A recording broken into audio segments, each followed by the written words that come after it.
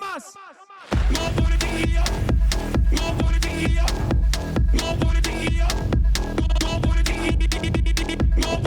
going on, everybody? I hope everyone's having a fantastic evening, afternoon, pre-noon, no matter where you are in the world. I'm Hasan Piker, and this is the Hasan broadcast coming to you live from sunny California, Los Angeles, folks. We're live and alive, and I hope all the boys, girls, and MBs are having a fantastic one because today's a beautiful day. Today's a wonderful day. Today is Monday News Day, ladies and gentlemen. I was in Chicago. I came back. I licked the bean in Chicago. Did I get COVID-25 from the bean? I don't think so. I think I survived it. Allah korusun. Okay. I think God has protected me, even though I licked the bean.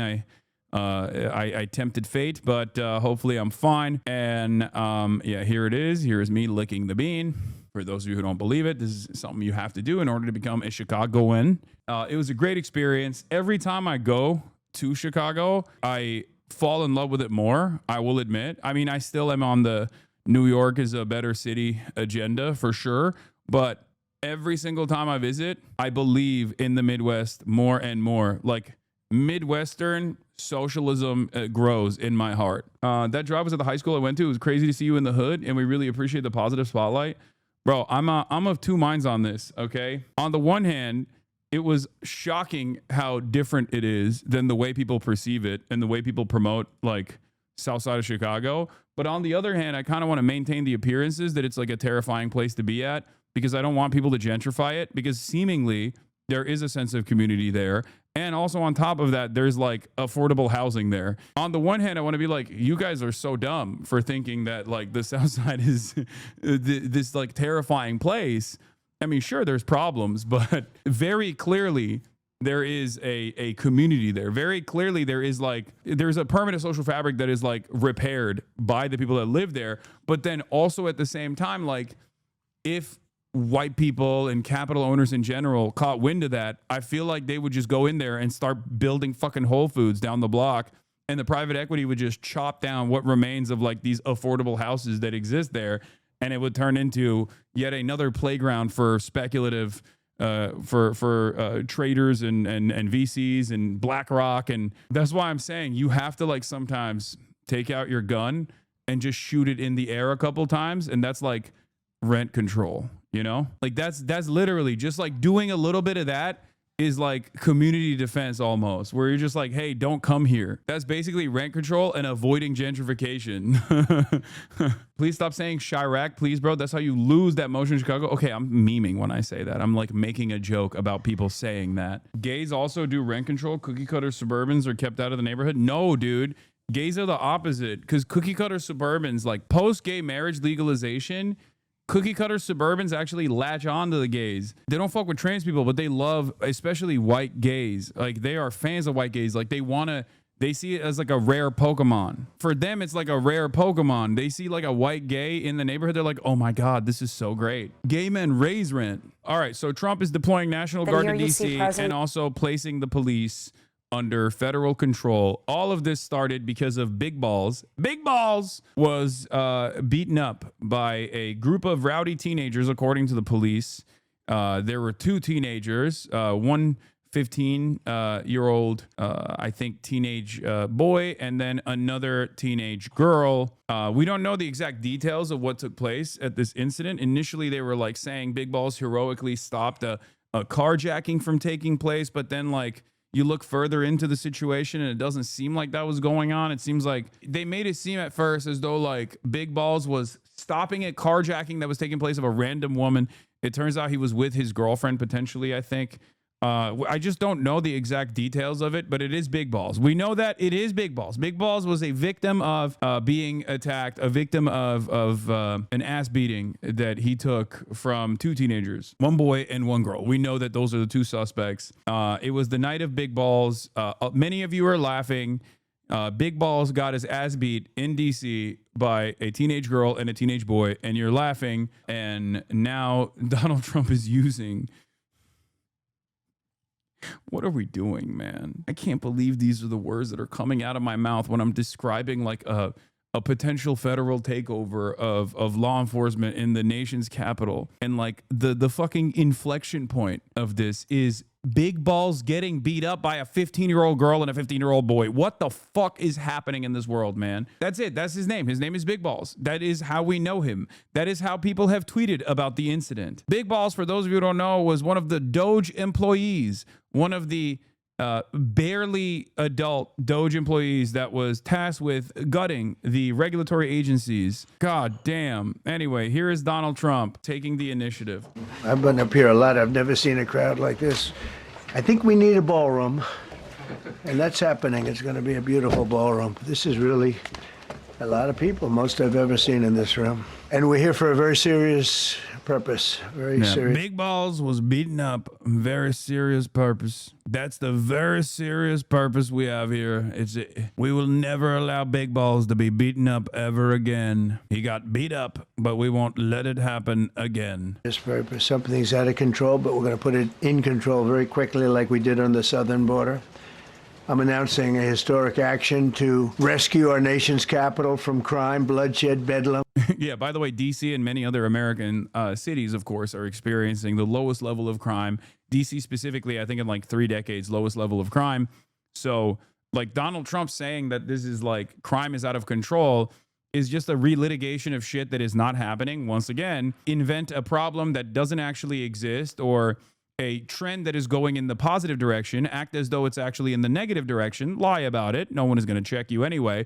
And then what do? You have to fix this problem that you keep claiming is going on. This is virtually everything that this administration has done. Literally every time this administration identifies an issue that's taking place, it is basically a direct reversal of the reality. Okay, reality on the ground, immigrants are not actually contributing to crime in meaningful ways. As a matter of fact, undocumented migrants are responsible for much lower rates of crime per capita than natural-born U.S. citizens are.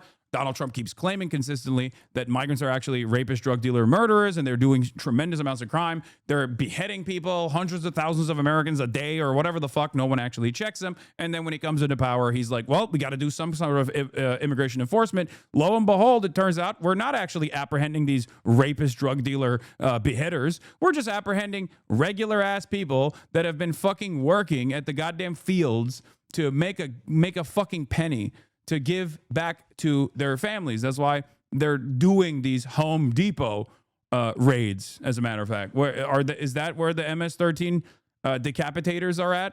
That's what they're waiting at? They're waiting at the Home Depots? There's a bunch of day laborers that are undocumented migrants that are waiting there. You think they're fucking waiting for, what kind of day labor are they waiting for? A decapitation and an assassination contract? Is that why? They're waiting outside a Home Depot for someone to roll up and be like, hey man, can you please decapitate my enemies? Is that what's going on? No, of course not. It's fucking stupid, because that's not a real problem. Donald Trump invented the problem. Well, Donald Trump didn't single-handedly invent the problem, but he just ran on this being a real issue.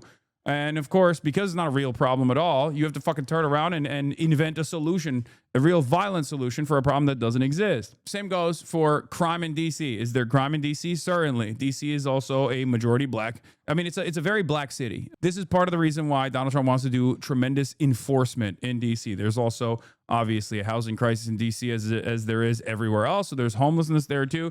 And he wants to just like do violent seizures and violent apprehensions in DC. And in an effort to make sure that this kind of attitude sticks, you got to just like point to one instance of crime to say this is out of control. We got to fucking stop it. And it turns out it's 2 teenagers that jumped Big Balls. That is the reason. Of course, violent crime is at a 30-year low in DC. But don't let real information get in the way of creating a comfortable narrative, right? A violent, reactionary, right-wing narrative. Of course, total violent crime for 2024 in the District of Columbia is down 35% from 2023 and is at its lowest as it's been in over 30 years, according to the data collected by the Metropolitan Police Department and announced by the United States Attorney Matthew M. Graves. A breakdown of data is available here. In addition to overall violent crime reduction, homicides are down 32%, robberies are down 39%, armed carjackings are down 53%, assaults with a dangerous weapon are down 27% when compared to 2023 levels, with the district reporting the fewest assaults with dangerous weapons and burglaries in over 30 years. Crime is out of control. Look at how many black people are around. That's basically what it is. Listen, do not let actual information, the truth, empirical evidence and all the other gay woke shit like that get in the way of crafting a fucking right-wing narrative that justifies the military coming in and I guess like doing violent seizures and violent crime tackling. Okay, fake stats are woke, they're gay, it's made up. That's basically what it is. It's also, we're in a permanent state of like, what are you gonna fucking do about it with this administration? So, you know, they don't even care. They don't even care about this. Not to get all blue and on, but this feels like a practice run for eventually declaring martial law nationwide. Oh, for sure. Abso-freaking-lutely. That's not even, I don't think that's blue and on at all. It's very obvious that this man wants to federalize the National Guard in every state he possibly can, specifically blue states. Red states will obviously implement the National Guard at the Trump's behest regardless. And he wants to violently and forcibly go through this process and take control over every single fucking country. It's interesting because like there is no sophisticated false flag operation or a psyop that they're implementing. They're basically just saying there's no need for it anymore. You can just have Donald Trump say there's a lot of crime happening in this area, so we have to literally use the military to stop it. And people will go, okay, I guess we do. There's no false flag operation. There's no like, CIA comes in and like it does some kind of like intervention or whatever. The president just says it. There's no pushback from the media ecosystem. So obviously, whatever he says goes. And before you know it, you're like, I guess we just have military on the streets. Yeah, the fact that the victim was big balls, it makes it even crazier. Like maybe that's the fucking false flag. Who knows, right? I don't think so though. But it does make for an insane story. It makes for quite a stupid story. Our big beautiful balls was attacked in a carjacking by teenagers. We will put an end to teenage crime by force. We will make the military shoot the teens. This is Liberation Day in D.C., and we're going to take our capital back. We're taking it back. And you people are victims of it, too. You know, you're reporters, and I understand a lot of you tend to be on the liberal side, but you don't want to get mugged and raped and shot and killed. And you all know people and friends of yours that happened.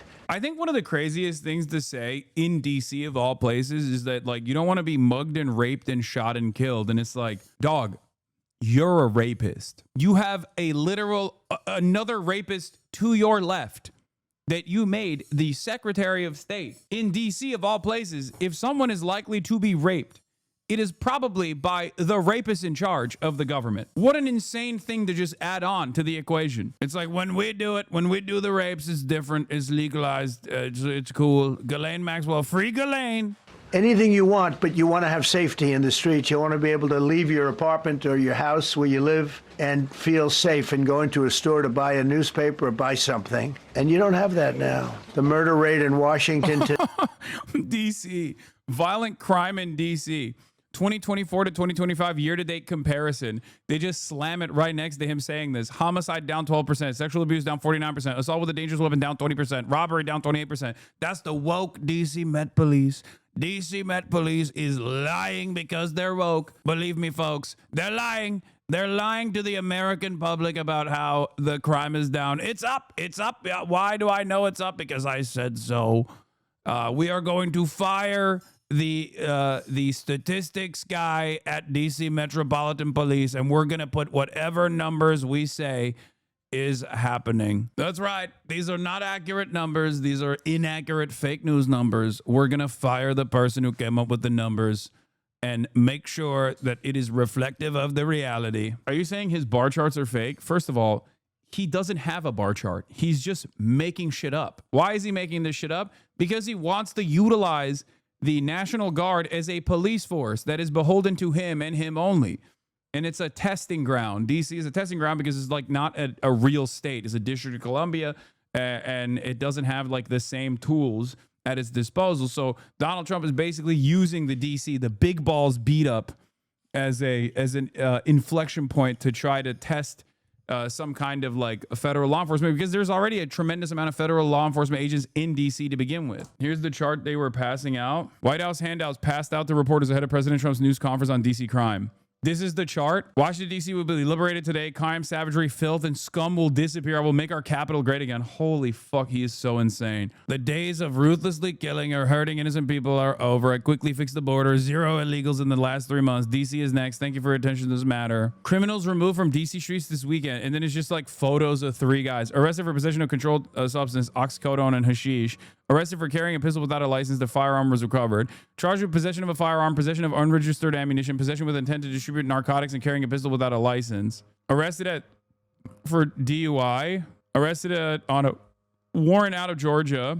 Weapons and narcotics seized during the operation this weekend. Wait, what? Narcotics seized during the operation this weekend? What the fuck? This is like shit you buy at a storefront. Yeah, from immigrant crime to black crime, the conversation quickly shifted to a more comfortable territory that Americans know and Americans love talking about. One could even say that immigrant crime was an extension of like black and brown crime. You know, POCs, they're doing crimes, and now we're back to the age-old hits. These violent black criminals must be kept at bay through lethal law enforcement. Don't get me wrong, like America's rooted in racism, but isn't this like incompetent fascism? If people are mad at ICE, I feel like target black people radicalize most Americans more. No, this is incompetent fascism. There's no other way that these guys can actually implement fascism. They're incompetent. I mean, American fascism also doesn't have any sort of like significant institutional hurdles. American fascism does not have any sort of like serious left-wing pushback. So in the absence of like serious left-wing pushback, you can be incompetent and fascist in this way in broad daylight. And there is seemingly no investment or interest from the left flank, the Democratic Party, which is not a real left party anyway. It's a center-right party in and of itself. But there is no institutional opposition within the duopoly. So they could just be as fucking stupid as possible with very little pushback. They already have captured the attention and the investment of some of the power brokers that control flows of information. On the one hand, you have the Fourth Estate, mainstream news and mainstream press owned by billionaires. Donald Trump goes to them and says, hey, play ball and I will help you. Some of them actually do play ball.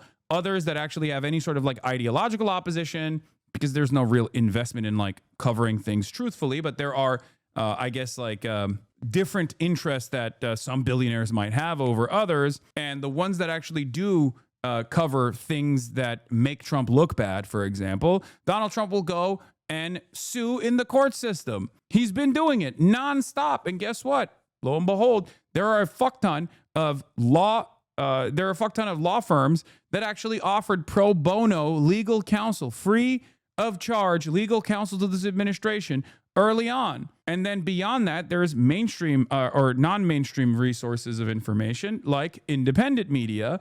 Independent media is obviously a little bit trickier to deal with, but you can have a lot of these also incredibly powerful, wealthy billionaires basically tweak the algorithm to the best of their ability to create an unlimited flow of right-wing reactionary propaganda, as you've seen in the ways that it unfolded on Twitter, and the secondary impact that had on all of these other platforms as well. That's why there's so much neo-Nazi sentiment flying wild. And here we are. This is it. This is where we're at. We're getting value-tained.